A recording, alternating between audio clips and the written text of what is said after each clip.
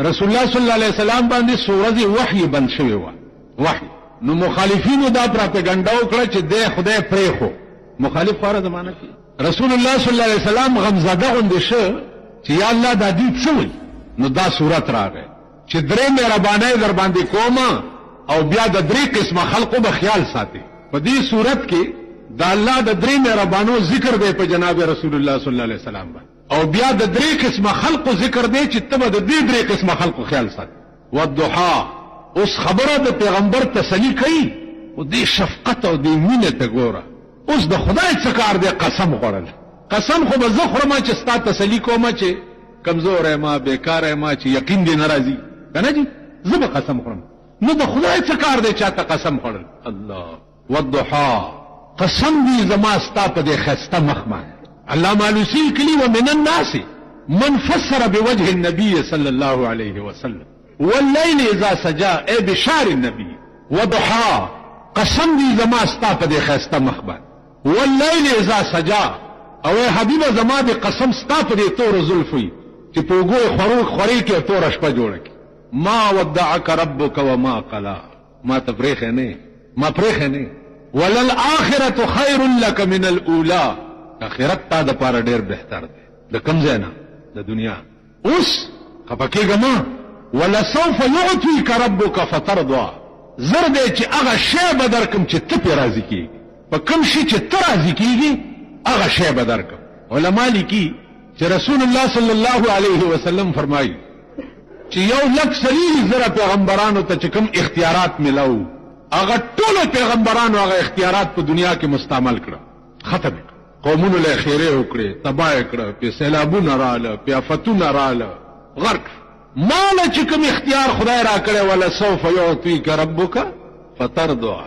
هغه اختیار ما په دنیا کې نه استعمال کړی ما پټ ساتلې اے پیغمبر یو خبره به داسې منم چې هغه کې به اس چو چرا دی او چې تی وایې به منم پیغمبر وای دا اختیار ما پټ ساتلې دی او دا به استعمالوم د قیامت په ورځ استعمالوم به کله د قیامت په ورځ د خدای درب لګیدلې پیشیانی بکیږي زبر راوستې شم چې وایا څه زبر دا اختیار پټ راو باسم وایم بچي الله دا تا ما سره وعده کړی و چې هغه اختیار به در کوم چې ته په راضي کېږي زه اوس په دې راضي کېږم چې زما یو امتی بم دوزخ ته نزي الله به اعلان وکي چې د امتیان راولي او چې مسلمان نامي چې څومره ګناونه کړی هم ورته په نیکای بدل کړي او جنت ته بوځي عقل کار کوي دل عقل بالکل حیران شي د رسول الله صلی الله علیه وسلم شفقت او دې مهرباني ته وګوره او د خدای دې شفقت او مهرباني ته ولا سوف يعطيك ربك فترضى اوس ګوره الم يجدك يتيما فآوى اے پیغمبره ته یتیم نه وي او بیا او پالنې چا ته د مور په خېټه وي چې پلار دې وفات شو د رسول الله صلی الله علیه وسلم والد محترم چې وفات شو نو د مور په خېټه او بیا ته د شپږو کالو چې مور دې وفات شو نو د شپږو کالو په عمر کې یتیم او یسیر دواړه نو الم یجدک یتیما فآوى ته یتیم نه وي اوس چې ته یتیم وي او چا دې سټیج ته راوستې چې د ټول کائنات بادشاہي جوړ کړي نو ته به هم د یتیم خیال ساتي تاسو پوه شئ الم یجدک یتیما نو فآوى یتیم وي او خدای دلا دومره لوی مقام درکړو اوس به تم د یتیم خیال ووجدک ضالا فهدى د تفصيلات د دین نه واقف وي د دین تفصيلات تاسو معلومه فهدى ټول تفصيلات د دین درته وکړه قران غوندي کتاب می در نازل ک او د الف نه تر یې پورې می په عرشي پوي ک اوس به تم دسي کې چې د تفصيلات د دین نه واقف وي او ما ته پوي کړې نو تبه او په تفصيلات د دین باندې اوس خلق کوی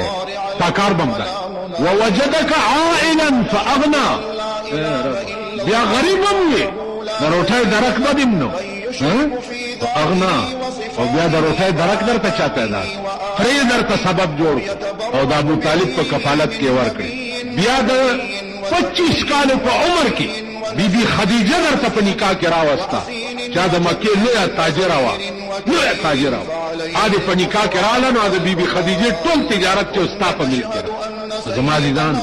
ووجدك عائلا فاغنى فاما اليتيم فلا تقهر ته یتیم یې او یتیمي دې په خپله لیدلې ده خبردار چې په یتیم چېرته قهر ونه کړي او غصه پې په یتیم قهر کول غصه کول دا د خدای عذاب له دعوت ورکول یتیم خو پرېږده اسی غریب او خوار د هغه او د خدای په منځ کې هېڅ پرده نه وي د غریب دلازاري کول د الله او د هغه په منځ کې هېڅ حایل نه د هغه آه چې دی رای راس اسمان ته رایه زما عزیزانو په دې اختر د یتیمانو خوارانو غریبانو د دې به خاص طور خیال ساتي ګوره اختر یوازې دې له نه دی چې ته خپل کور او خپل بچي او خپل ځان پې جوړ دې له نه اختر دې له دی چې بل کې جوړ د بل کور کې جوړ نو دا اصلي حق دی د مسکین